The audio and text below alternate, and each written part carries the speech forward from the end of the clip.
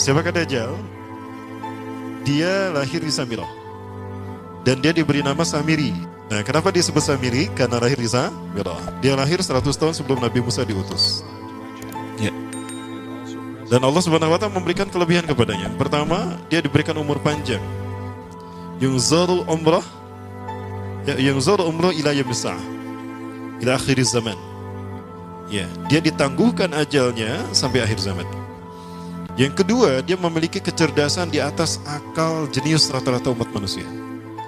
Jadi sejenius apapun umat manusia yang normal, dia 60 tahun di atasnya. Sehingga penemuan-penemuannya, kecanggihan berpikirnya, ya, kedewasaannya jauh di atas manusia. Rata-rata manusia normal. Ya, kalau kita normal ya insya Allah, berarti dia gak normal. Yang ketiga, dia memiliki kemampuan sihir yang luar biasa. Apapun sihir yang selama ini kita saksikan, tidak ada yang mampu mengalahkan sihir dia. Ya. Sehingga saking luar biasa sihir yang dia miliki, seolah-olah orang mengenalnya selevel dengan Tuhan. Karena apapun yang semestinya menjadi perbuatan Tuhan, Dajjal bisa melakukannya. Ini saking hebatnya sihir Dajjal. Nah, jadi Dajjal bisa melakukan, Samiri ini bisa melakukan apapun yang dia inginkan. Nah, nasab kelahirannya adalah nasab yang aneh para Allah. Termasuk Bani Israel. Ya. Bani Israel ini keturunan Nabi Yakub. Yakub itu gelarnya Israel. Keturunannya disebut Bani Israel. Dari Yehuda. Yehuda ini adalah anak laki-laki dari istri pertama Nabi Yakub alaihissalam. Nabi Yakub istrinya 4. Yang pertama bernama Ya'la. Dari Ya'la ini melahirkan 6 orang. Salah satunya bernama Yehuda dan Lewi. Lewi melahirkan Nabi Musa alaihissalam. Yehuda melahirkan bangsa yang kita kenal Yahudi. Salah satunya Yehuda ini melahirkan generasi yang pada akhirnya melahirkan Samiri. Ya. Kalau Rahil istri yang kedua, dan ini istri yang paling dicintai oleh Nabi Yakub, melahirkan 2 anak, Bunyamin dan Nabi Yusuf. Nabi Yusuf dan Bunyamin. Yang lainnya juga sama melahirkan 2 anak.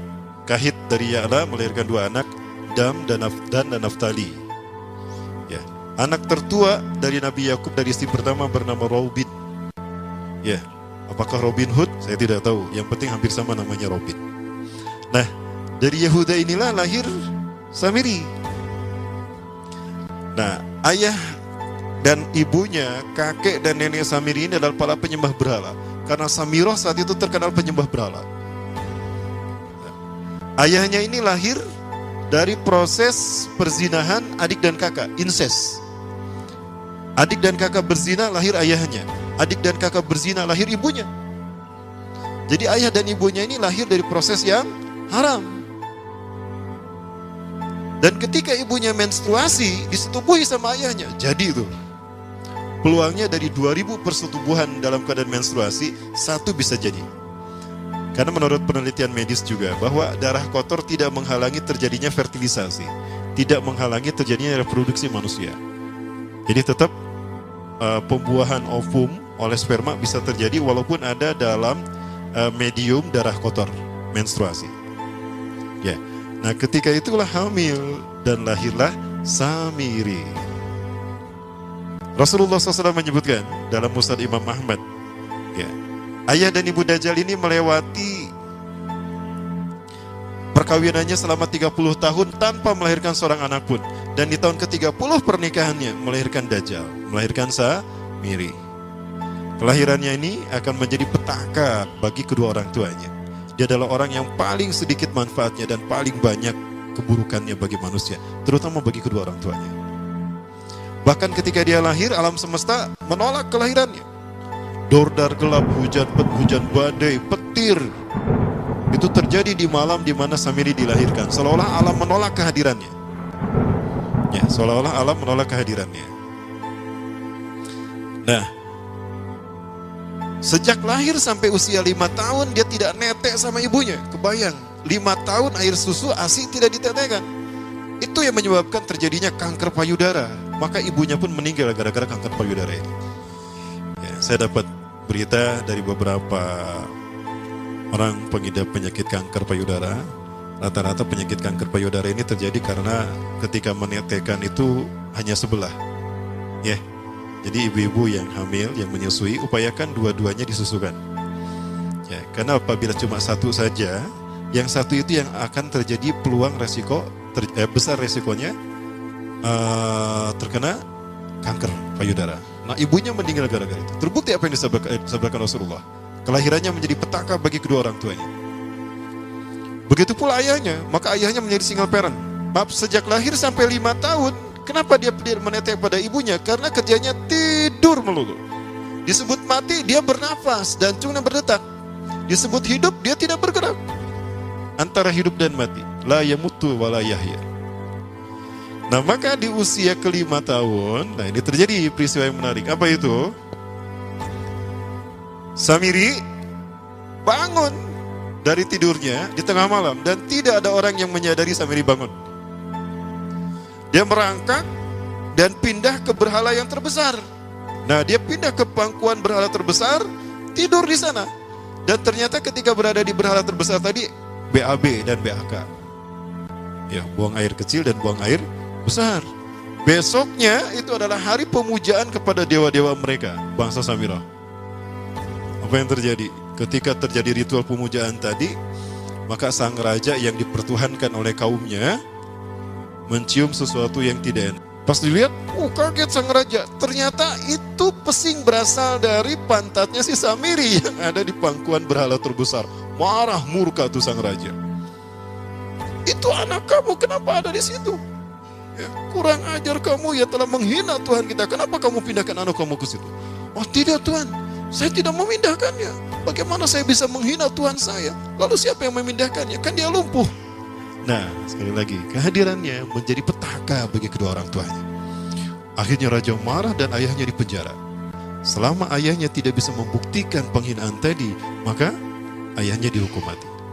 Pada akhirnya ayahnya pun dihukum mati. Ya, sedikit manfaat bagi kedua orang tuanya.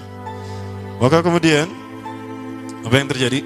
Para boleh nikmati Allah. Dari data yang saya baca ini, ya, dari beberapa kitab tadi, maka kemudian dia hidup dipelihara oleh sang raja.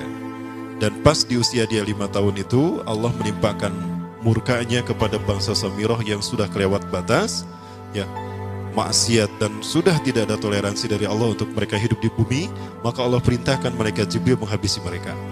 Maka bangsa Samirah itu pun diratakan. Si Samiri karena masih balita, ya Allah selamatkan dia lewat malaikat Jibril.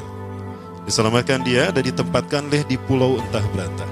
Ada yang menyebutkan pulau ini berada di Laut Yaman dan pulau ini dinamakan Pulau Sokotra. Pulau Sokotra ini adalah pulau yang berada di ujung Jazirah Arab. Ini pulau tempat di mana Dajjal atau Samiri dibesarkan sejak 5 tahun sampai usia 100 tahun.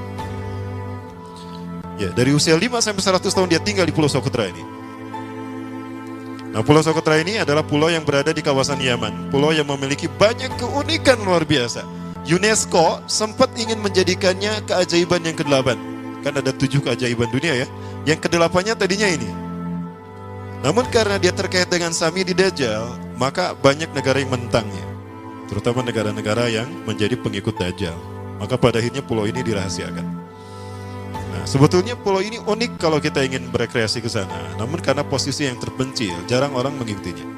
Para wisatawan jarang mengunjunginya. Padahal sesuatu unik, termasuk binatang dan penghuninya tuh unik-unik.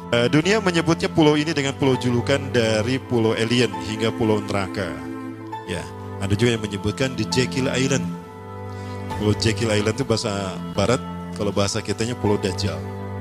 Ya, sama dengan Pulau Sedir ya. Itu juga di Jekyll Island. Nah, Pulau Sokotra kaya dengan flora dan fauna yang unik hingga saat ini belum ditemukan di tempat lain. Jadi tidak ada flora dan fauna yang ada di pulau ini yang ada di pulau lain di seluruh dunia. Hanya ada di pulau ini.